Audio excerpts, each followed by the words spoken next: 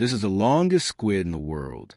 It's called a giant squid, and it can stretch up to 45 feet long, which is longer than a school bus. Everyone's heard of the giant squids from stories of krakens or other deep-sea monsters. But what most people don't know is the giant squid isn't the largest squid in the world, because evolution decided to create a squid that, while not longer, is way heavier than the giant squid, meaning each of these massive creatures has over double the total squid in its body. This creature is none other than the colossal squid. And while you might think there are some closely related species to giant squids, they're actually not related at all. Not only are they not the same species, but they're not the same genus and not even part of the same family. Their first shared level classification is their order, with both squids being part of Ogapita, deep-sea squids that live in the open ocean. Yet, these two squids are the only two squids in the world that have reached such massive size to truly be considered giant or, well, colossal. All other large squids are either long but weigh almost nothing, or are thick fellas being short and still only reaching a max of 150 pounds.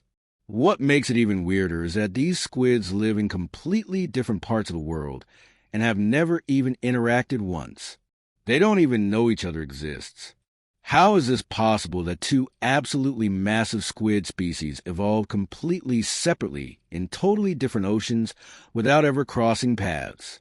And what would it take for a third truly gigantic squid to be created? Even though these are the only two truly massive squids in the world, and the average person would probably mistake them for being the exact same species. If you actually take a close look, these squids are totally unmistakably different to any guy who knows a thing or two about squids. And for some reason, that guy is me.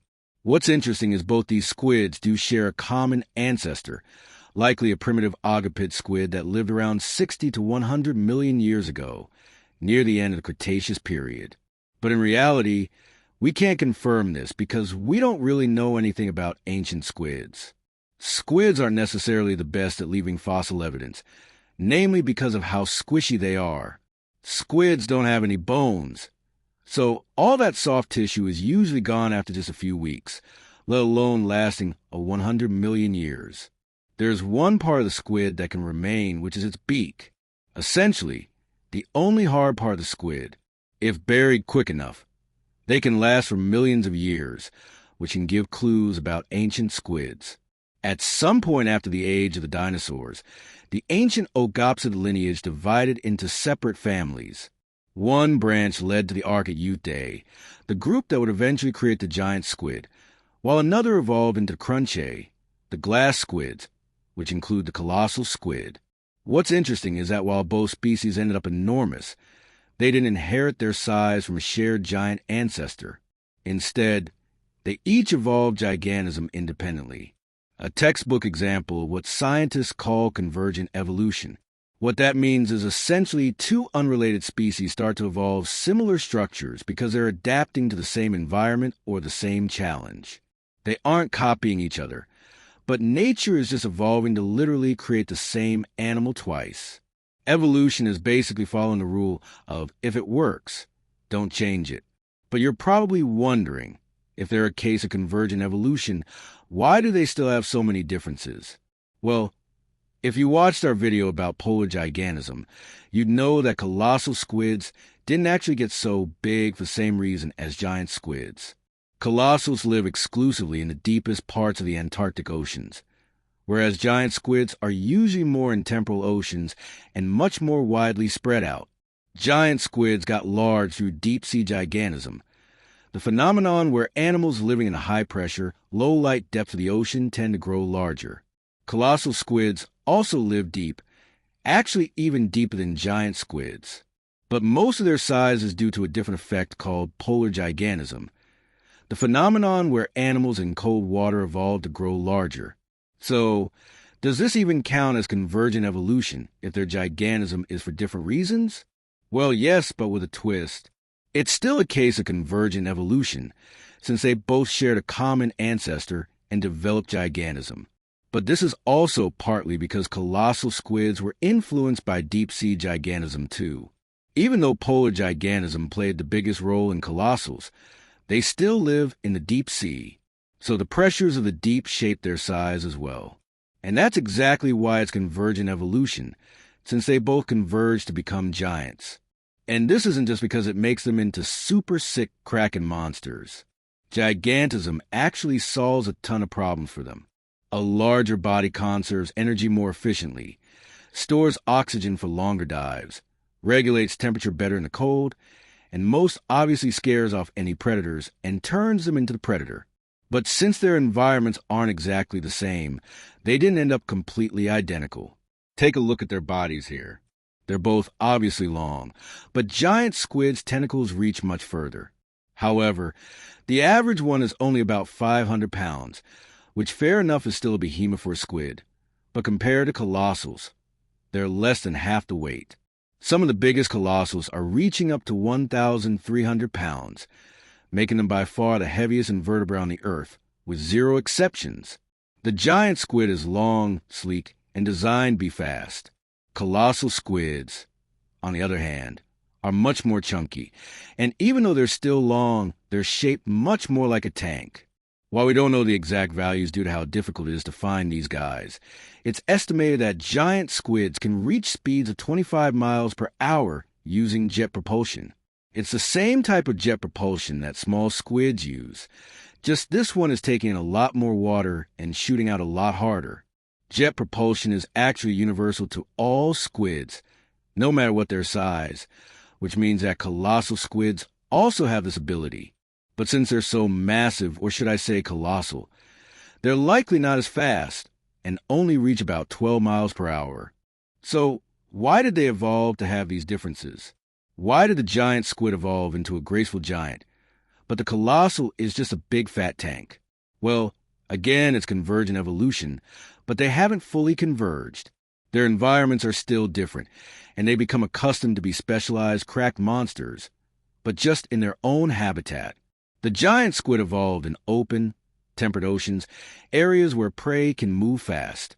To survive there, being quick mattered more than being tough.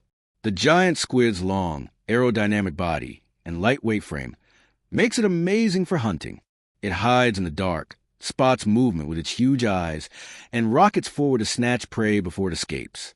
Speed and reach are its entire strategy. Even just looking at their tentacles show how evolution made them different. They have suction cups with tiny saw-like teeth on them, obviously specialized for gripping slippery prey. And this is provided in their diet since they eat fast fish like grenaders or even other smaller giant squids. But in a total opposite environment, the colossal squid, like most things in the Antarctic Ocean, aren't speeding around in super cold waters. Energy conservation is everything in the Antarctic. So instead of wasting energy chasing things, the colossal evolved to endure. Its thick muscular body helps retain heat even better and store more energy. And when something does get close, it can much easier guarantee that it's going to catch it. They don't really chase or hunt like giant squids. They just kind of sit and wait, and then strike when something is near.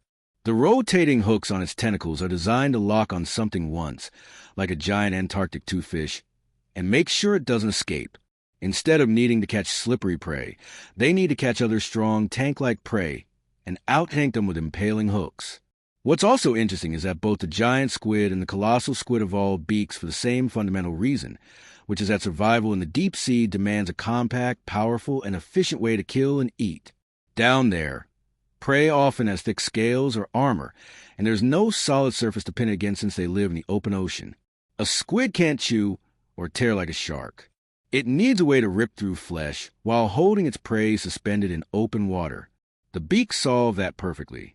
It's made of chitin, the same material as insect shells, but layered and hardened into something stronger than bone. The sharp upper and lower halves work like a parrot's beak, slicing through muscle and bone with almost no effort. Once the beak cuts the prey apart, the squid's radula, a tongue covered in backwards pointing teeth, grinds it down before swallowing. But what would happen if giant squids started going to the Antarctic? Would they start becoming heavier and develop hooks and morphing into colossals? Well, obviously evolution wouldn't happen this quickly. But even if somehow a giant squid went to an Antarctic Ocean, it would never come across a colossal squid because even though they're both deep-sea creatures, colossals live thousands of meters deeper. Colossals are a part of the abyssal zone, whereas giant squids live more in the midnight zone. Still essentially pitch black, but definitely different environments. It's a little sad to think, but colossals and giant squids will never know they have another huge squid cousin. And maybe that's okay, because they'd probably just eat each other anyways. But oddly enough, there's one creature aware that both these squids exist besides us, the sperm whale. Sperm whales are the only predators large enough, strong enough, and dive deep enough to regularly hunt both species. They go down thousands of feet into total darkness, guided only by echolocation to find these massive squids. Scars from suction cups and hooks have been found all over their heads. And inside whale stomachs, scientists have found beaks from both giant and colossal squids, the only parts that can't be digested. In the sperm whale's mind, convergent evolution is actually perfect. The more absolutely monstrous squid species that evolve, the better. Since they can just continue to dive deep and snuff them up, they don't really care whether the squids have hooks or suckers, or 500 or 1,000 pounds. They just want to find a massive squishy meal and eat it. And this is one fault of convergent evolution. If they converge and make the same animal that seems to work, they'll usually share the same weakness. And in this case, it's sperm whales. What happens is an arms race where these squids continue to get larger and faster to avoid being eaten, while sperm whales continue evolving to be able to dive deeper and hold their breath longer to hunt more squids. They both push each other to their limits. But they also have to stay in the constraints of other normal challenges of their environment. Convergent evolution isn't really about making more cool giant monsters, or even because nature's too lazy to come up with something better. It's that the giant squid monster design works. We've seen this effect in many other animals, too. Sharks and dolphins both ended up with the same torpedo-shaped bodies for fast swimming, even though one's a fish and the other's a mammal.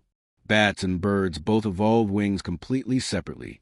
Even in Australia, there was one Maripal wolf that looked almost identical to real wolves, despite being about as related to them as we are kangaroos. These creatures are obviously still different, though. Sharks breathe with gills and dolphins breathe air with lungs. Bats stretch their skin across their fingers to get wings, whereas birds grew feathers. Giant squids evolved massive bodies but suckers tentacles, whereas colossals evolve massive bodies but hooking tentacles. Evolution is constantly developing new blueprints for these working designs. It's also why some animals go extinct, too. Designs that worked but weren't perfect, or worked but stopped working due to a new factor. Well, another reason they could go extinct is because of human actions, but that's a story for another day. But all the animals we see today are designs of life forms that work, which includes the absolutely massive squid design. So what would it take for a third squid that uses the massive squid design to evolve? Basically the same conditions that made the first two. You need an environment that's dark or cold or full of pressure or all of the above. And honestly, we might already be seeing early versions of that happening. There are a few lesser known squids that seem like they're halfway there, like the Dana octopus squid, which are short and wide, but cap at around 350 pounds. Or the robust club-hook squid, which can reach around 13 feet long. Nowhere near as truly large as a giant and colossal squids, but you can clearly start to see minor levels of gigantism effects. It's possible that if you throw some squids in the deep sea and force them to adapt, in millions of years, you might see something come out of called like an absolutely huge squid or immensely large squid. I'm not the best with naming these things. Last thing I wanted to mention, we just hit 20,000 subscribers, so I wanted to thank you guys again for all the support. Please leave me feedback in the comments for anything you want me to cover. I read all the comments you guys leave. And if you want to see our video on polar gigantism, check it out here.